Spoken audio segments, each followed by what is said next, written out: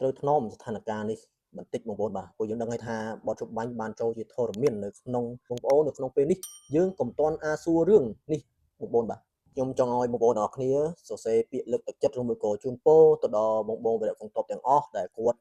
ហ៊ានពលីបាទឈាមស្រស់សាច់ស្រស់ដើម្បីការអញ្ចឹងសូមបងប្អូនទាំងអស់គ្នាប្រជាជនកម្ពុជាទាំងអស់សូមឲ្យបងប្អូនត្រូវជឿជាក់លើឋានៈដឹកនាំក៏គាត់ជាបានដឹងថាបទជប់បាញ់ក៏បានចូលជាធរមានដែរនៅក្នុងម៉ោង 12:00 ថ្ងៃត្រង់ថ្ងៃទី27ក្នុងនាមខ្ញុំជាពលរដ្ឋខ្មែរមួយរូបខ្ញុំសូមสนំពរទៅដល់បងប្អូនទាំងអស់គ្នាដែលប្រើប្រាស់បណ្ដាញសង្គម Facebook មិនថាបណ្ដាញសង្គមអ្វីទេសូមបងប្អូនរក្សាឬមួយក៏ថ្នមស្ថានភាពដែលនៅក្នុងពេលនេះបទជប់បាញ់បានចូលជាធរមានហើយសូមយើងទាំងអស់គ្នាកុំប្រើពាក្យពេចន៍ណាដែលប៉ះពាល់ទៅដល់ស្ថានភាពឬមួយក៏ដល់បទជប់បាញ់នេះបាទព្រោះយើងត្រូវថ្នមស្ថានភាពនេះបន្តិចបងប្អូនបាទព្រោះយើងដឹងហើយថាបទជប់បាញ់បានចូលជាធរមាននៅក្នុងថ្ងៃនេះតែម្ដងទាំងគេទាំងខ្ញុំទាំងបងប្អូនទាំងអស់គ្នាក៏ចង់ដឹងថាទីតាំងកន្លែងណាខ្លះដែលវគ្គបន្តរបស់យើងបានចូលជើងនៅក្នុងពេលនេះម៉ោងនេះប៉ុន្តែខ្ញុំសូមចិត្តបងប្អូនទាំងអស់គ្នាកុំតន់សួររឿងកន្លែងចូលជើងរបស់វគ្គបន្តរបស់យើងនៅពេលនេះដោយសារយើងនៅក្នុងពេលនេះម៉ោងនេះយើងបទជប់បាញ់ក៏បានចូលជាធរមានហើយព្រោះយើងត្រូវការសន្តិភាពត្រូវការសុវត្ថិភាពរបស់បងវគ្គបន្តរបស់យើងដោយយើងបានដឹងថាខាងក្រសួងការពារជាតិក៏លោកបានបង្ហោះដែរថាក្នុងរយៈពេល72ម៉ោងបន្ទាប់ពីចុះហត្ថលេខាក្នុងបទជប់បាញ់នេះគឺរយៈពេល72ម៉ោងតទៅមុខទៀត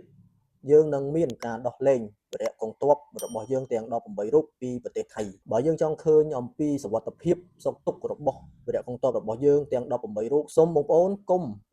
សរសេរពាក្យឌឺដងទៅខាងប្រទេសថៃបងប្អូនបាទ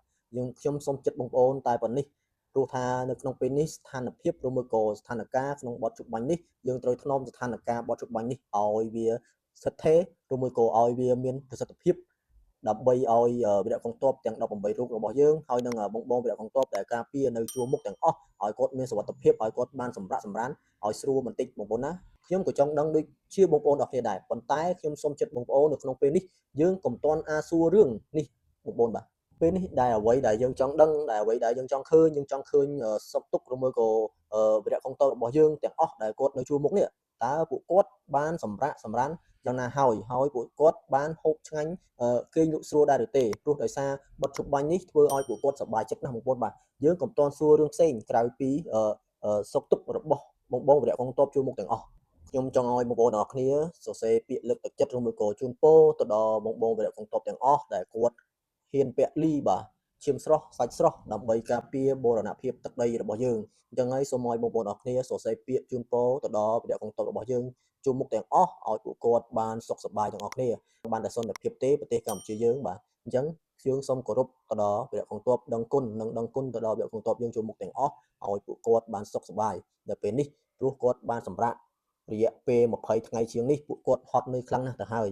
ពួកយើងក៏មិនភ្លេចដែរទៅដល់ថ្នាក់ដឹកនាំគ្រប់ជាន់ថ្នាក់ទាំងអស់ដែលពួកគាត់បានខ្នះខ្នែងរកដំណោះស្រាយរកឲ្យមានបទជប់បាញ់នេះអញ្ចឹងសូមបងប្អូនអរគ្នាប្រជាជនកម្ពុជាទាំងអស់សូមឲ្យបងប្អូនត្រូវជឿជាក់លើថ្នាក់ដឹកនាំរបស់យើង